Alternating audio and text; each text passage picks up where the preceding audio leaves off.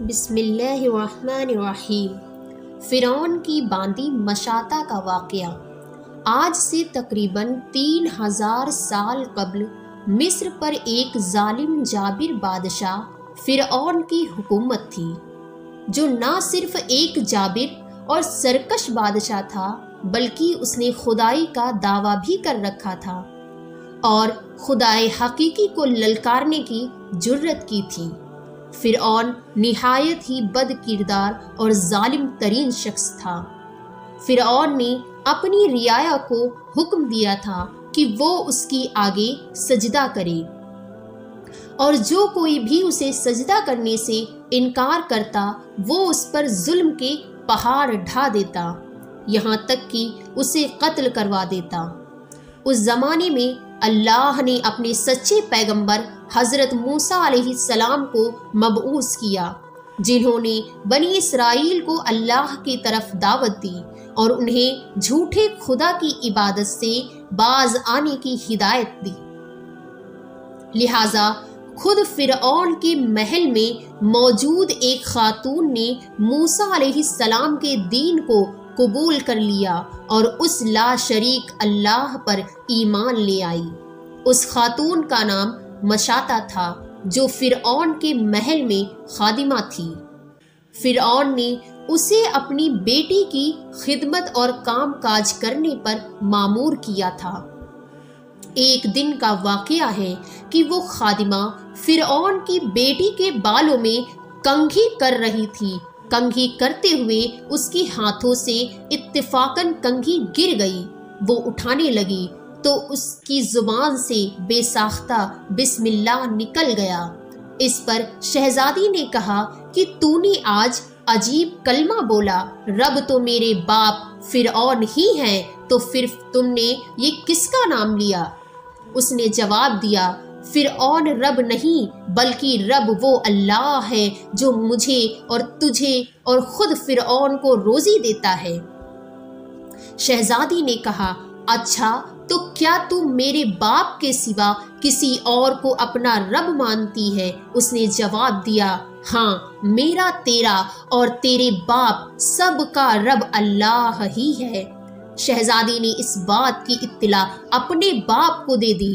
وہ نہایت ہی غضبناک ہوا اور اس نے اس باندی کو اپنے دربار میں بلایا۔ وہ حاضر ہوئی تو فرعون نے پوچھا، کیا تو نے میرے سوا کسی اور کو اپنا رب مان لیا ہے؟ خادمہ نے صاف کہہ دیا کہ میں تمہیں خدا نہیں مان سکتی، میرا اور تیرا رب اللہ ہی ہے جو بلندیوں اور بزرگی والا ہے۔ جواب سن کر فرعون حیرت زدہ رہ گیا۔ اسے اتنی استقامت اور جرت بھرے جواب کی امید نہ تھی۔ فرعون نے سوچا کہ اس عورت کو ایسی دردناک سزا دینی چاہیے کہ اس طرح کی جرت دوبارہ کسی شخص کو نہ ہو۔ اسے پتا تھا کہ یہ عورت اپنے بچوں سے بے انتہا محبت رکھتی ہے، لہٰذا فرعون نے خادمہ کے بچوں کو اس دربار میں لانے کا حکم دیا۔ پھر فرعون نے سپاہیوں کو حکم دیا کہ ایک بڑی دیگ میں تیل کھولایا جائے۔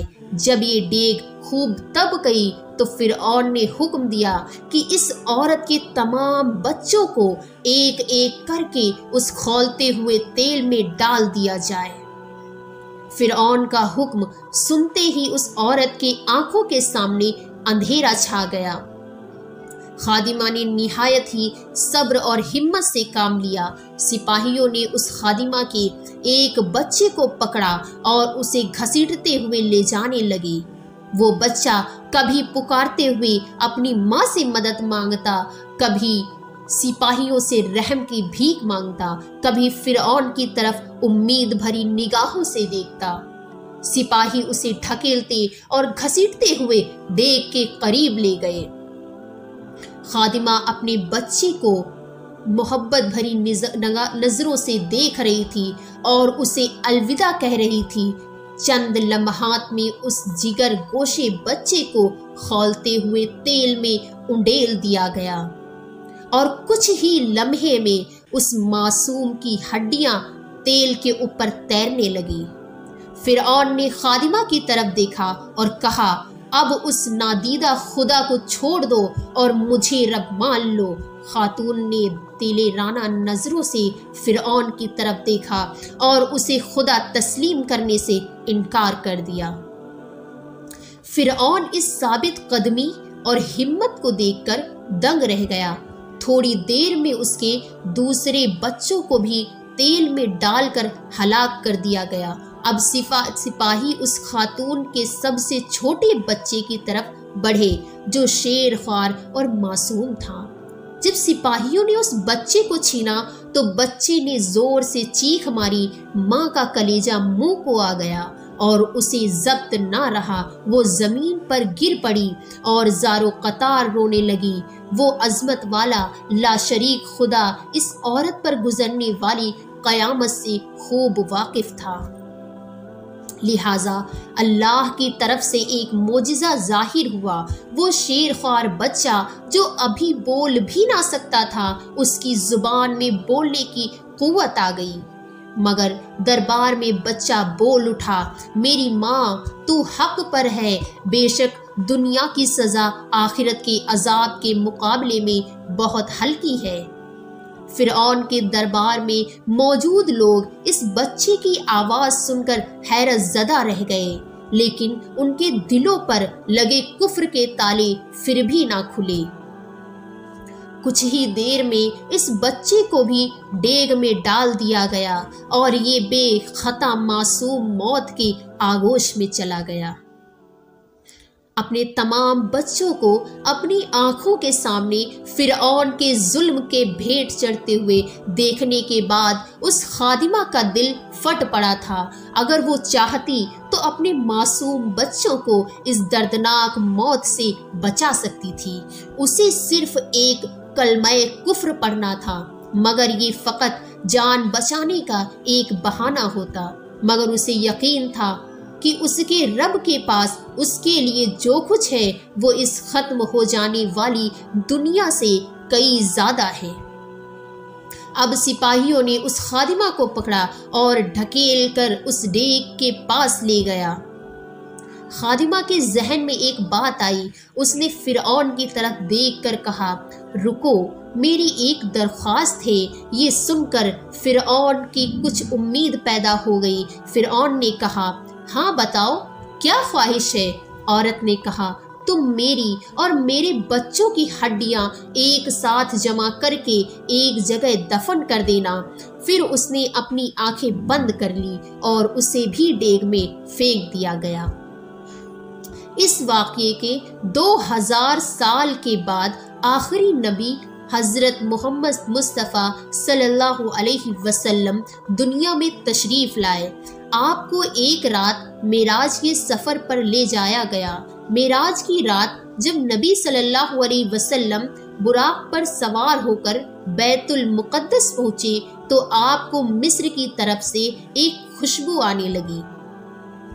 حضور صلی اللہ علیہ وسلم نے جبریل سے پوچھا، اے جبریل، یہ کتنی اچھی خوشبو آ رہی ہے، یہ خوشبو کیسی ہے؟ جبریل امین نے عرض کیا، یا رسول اللہ، فرعون کی ایک باندی تھی جس نے ایمان کی خاطر اپنے اور اپنے بچوں کے جانوں کا سودا کیا تھا۔